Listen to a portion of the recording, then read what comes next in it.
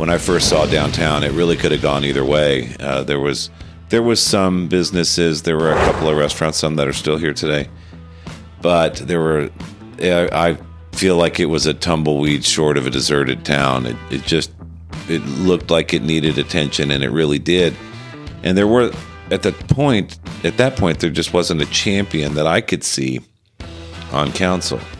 Turns out you don't always see what's happening because it's not a fast-moving ship, city government, but there wasn't enough, and I was able to make a great impact on downtown.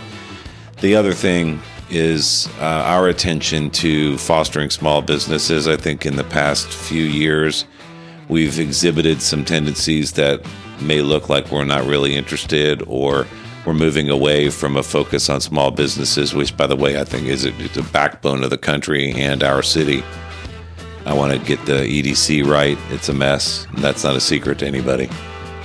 We don't have an EDC director proper, and that means that there's not a lot of direction there. So I feel like my expertise would lend well for that.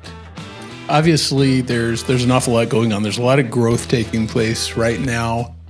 And I guess let's just get straight into one of the things that has really been coming up quite a bit during this election cycle. And you've drawn, one or two opponents in this race? I have two. Okay, two opponents.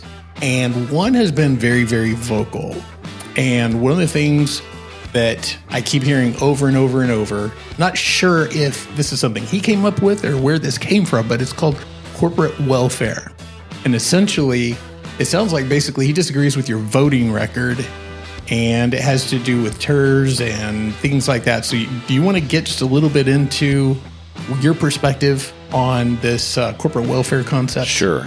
Corporate welfare is, it's not an accurate sort of representation. As a matter of fact, I feel like it's either one, willful ignorance of what actually has happened in the past, as far as how developments are created and brought into the city or things like that, or it's an attempt to scare people, fear-mongering, and I don't think either one of those is accurate, and that may not be the intention of my opponent, but that's the way it seems.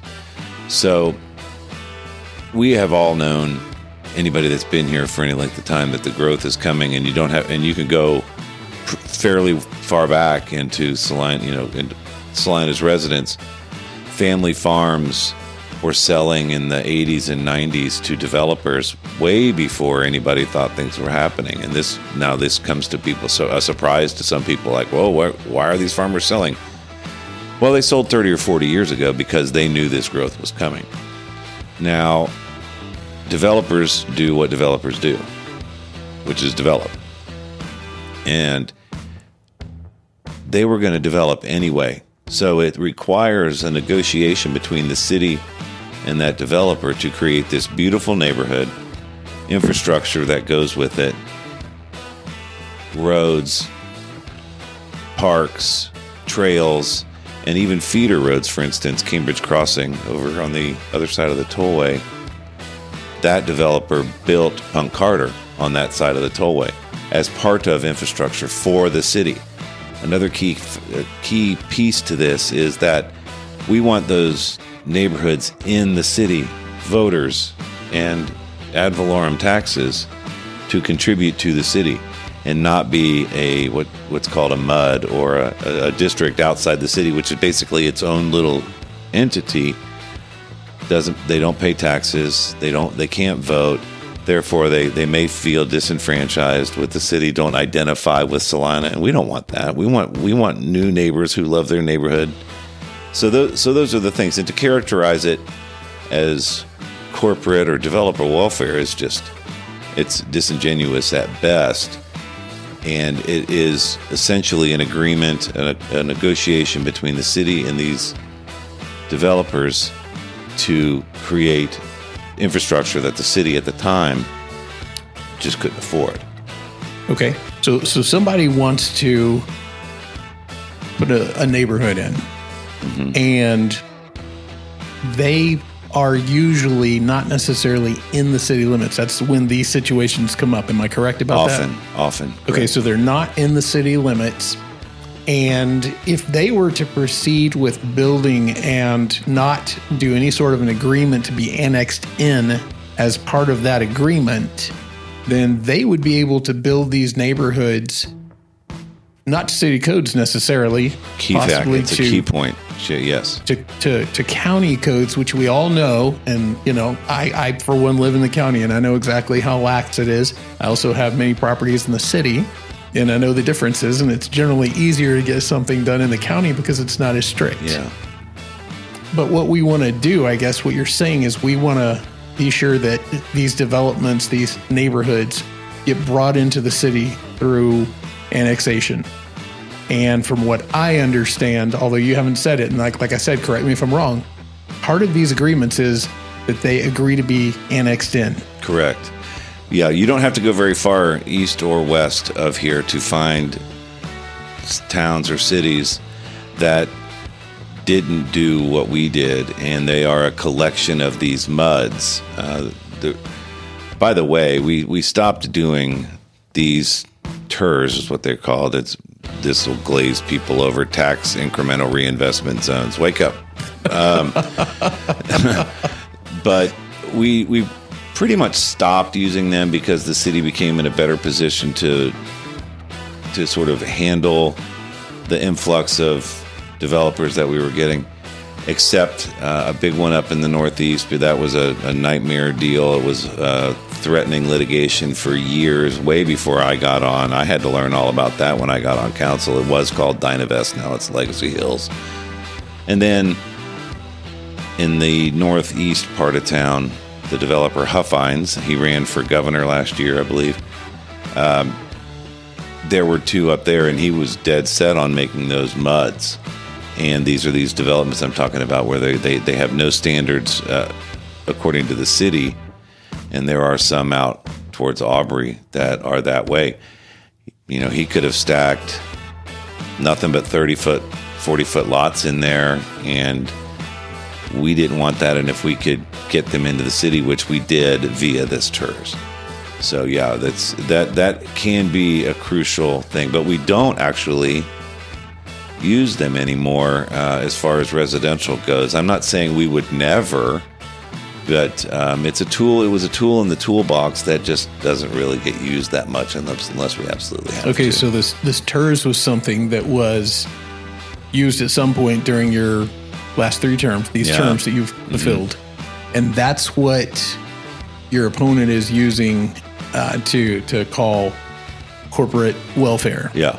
So if I'm playing devil's advocate on this deal, then it sounds like placing money in the hands of these developers who want to put these neighborhoods in, that I guess in his opinion, and I've invited him on the show, he's going to be more than welcome to come and he can explain all of this, but I'm just, from what I've read and what I understand, it's almost like a handout that he doesn't think that they should get. Definitely not a handout. That's not an accurate characterization. It is, for the lack of a better term right now off the top of my head, it's more of a reimbursement for infrastructure built that belongs to the city. Explain that to me. Okay, so the roads and the sewers and the parks and the trails, all of those things are built, and as soon as the neighborhood is signed over and they start building homes on it, that becomes city property. So over a period of however long each TIRs are, a portion of the taxes that are generated on that home go back to the developer to make them whole for something they built that they weren't going to be able to sell, like a house. Gotcha. Or a piece of property.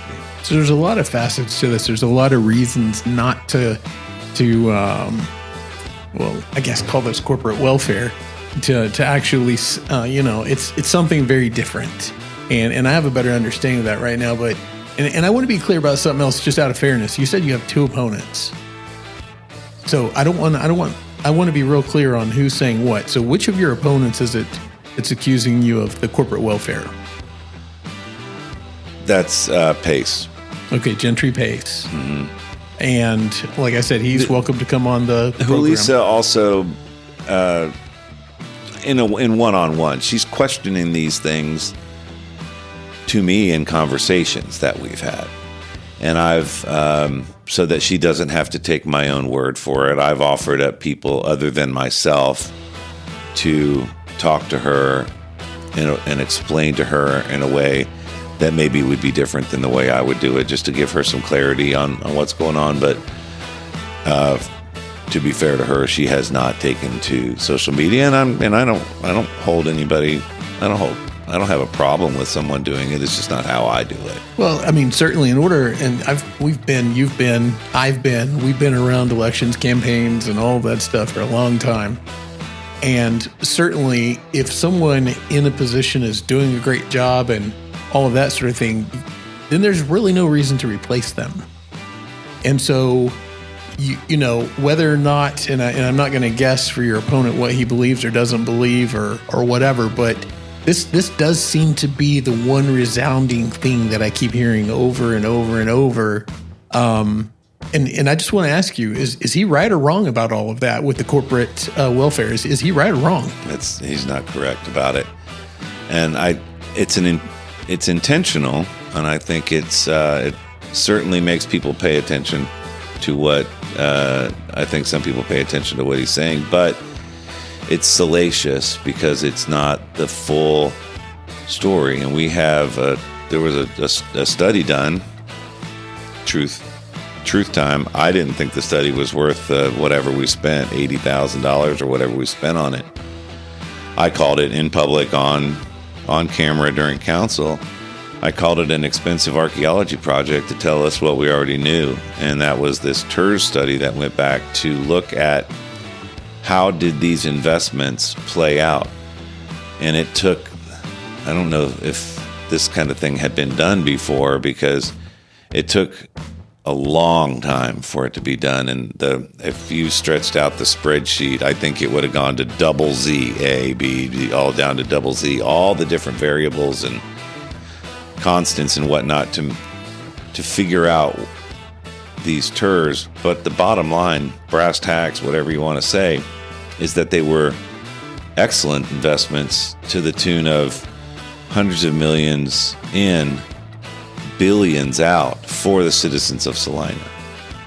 So that's what the study said. So there's no agree to disagree in this situation. It's math, or as they said in Breaking Bad, science, yo.